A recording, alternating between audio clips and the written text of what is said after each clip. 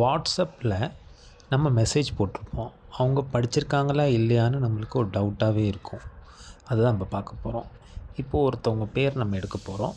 அவங்க வந்து நம்ம மெசேஜை படிச்சிருக்காங்களா இல்லையான்னு பார்க்க போகிறோம். இப்போ பார்ப்போம். நான் ஒரு மெசேஜ் அனுப்பிச்சிருக்கேன். அவங்க பார்த்துருக்காங்களா இல்லையான்னு. ஏன்னா இங்கே ஒயிட்டு டிக்கு தான் இருக்குது. சென்ட் பண்ணி ரொம்ப நாளாச்சு. நான் என்ன பண்ணுறேன், செலக்ட் பண்ணிவிட்டு மேலே 3 புள்ளியை தொட்டுட்டு இன்ஃபோவை கிளிக் பண்ணுறேன். இன்ஃபோவில் கிளிக் பண்ணி நம்ம படிச்சுக்கிட்டு ப்ளூ டிக்கு அது மாதிரி சீனுன்னு இருந்துச்சுன்னா அதுக்கு அர்த்தம் வந்து பார்த்துட்டாங்கன்னு அர்த்தம் கிடையாது. ஏன்னா அதுக்கு கீழே வந்து ஒரு கோடு வந்து ஒயிட் கோடு இருக்குது பாருங்கள். அந்த ஒயிட் கோடு வந்து இப்படி இருந்துச்சுன்னா நம்மளோட மெசேஜ் இன்னும் பார்க்கலன்னு அர்த்தம்.